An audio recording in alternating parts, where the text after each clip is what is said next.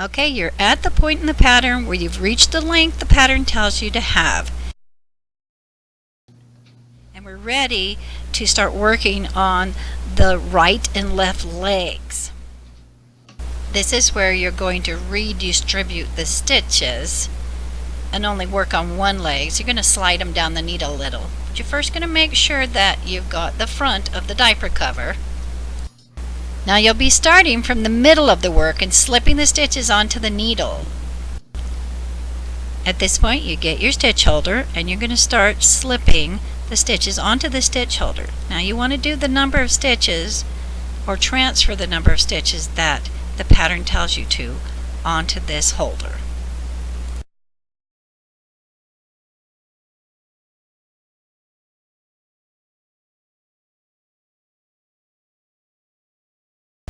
Once you've got them all on the stitch holder, your front is going to look like this. You'll have half on the needles and half on the stitch holder.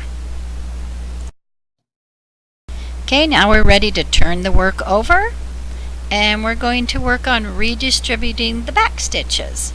So again, you're going to put half on a stitch holder. So again, take your stitches, slide them onto the needle. Going to make sure that you're sliding on the same side as the other stitch holder. Okay, you're going to turn the work around and you're going to get your other stitch holder. You want to make sure you're on the same side as the first stitch holder and you're going to start transferring those stitches. Be sure to follow the pattern and transfer the correct number of stitches.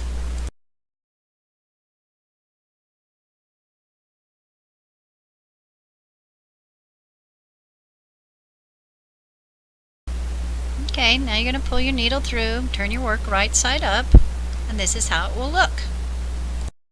You should have the front and the back needle on the same side and the stitch holders for the front and the back on the same side. Now you're ready to start working on the first leg. You're going to start in the center. You're going to want to put a marker at the first stitch so you know that's the beginning of the round. Alright, get the end of your front needle and attach a new start of yarn and start working across the back stitches. There are an odd number of stitches on back, so you're going to bind off one. This is the only time you bind off the one stitch. Then continue knitting across the back stitches.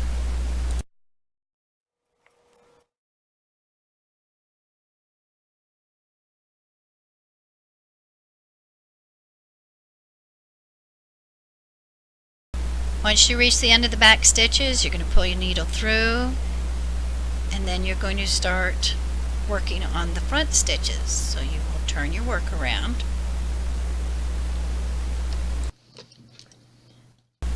Okay, so now you're on the front stitches. You're going to slide those onto the needles.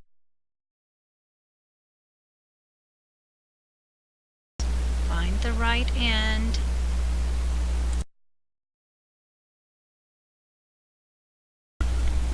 And you just start knitting across the front. Make sure you have your working yarn, not your tail.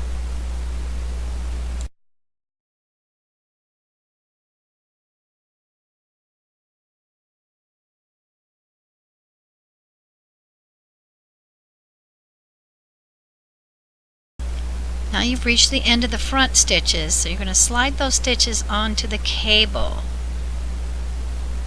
so that we can continue working in the round. And at this point it's not been joined in the round, so that's the next step. So you're going to turn your work around, slide your stitches onto your needle, get the right needle, and then you're just going to join it in the round like anything else by knitting that first stitch. What I like to do when I join in the round is I like to go ahead and knit through the last stitch that I just did. So I'm going to stick my needle through that stitch or just slip it onto my needle. And then I'm going to knit those two together.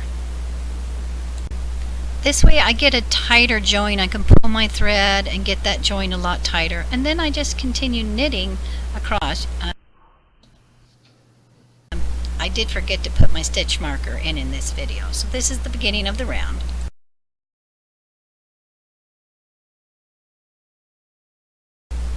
Now you're going to work your way across the front stitches.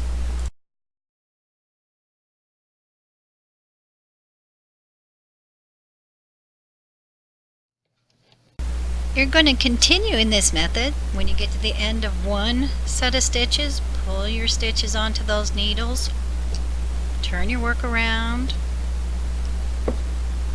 and start knitting across the back by sliding those stitches onto the needle.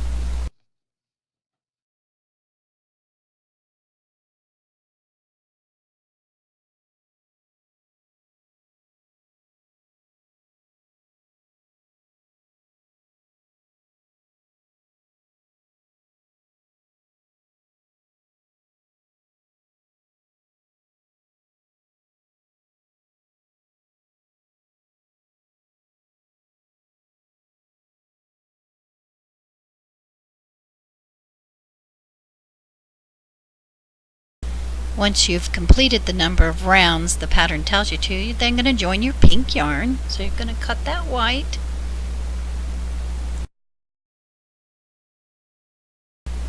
and you're going to start knitting with your pink just by picking it up and knitting across the front with it.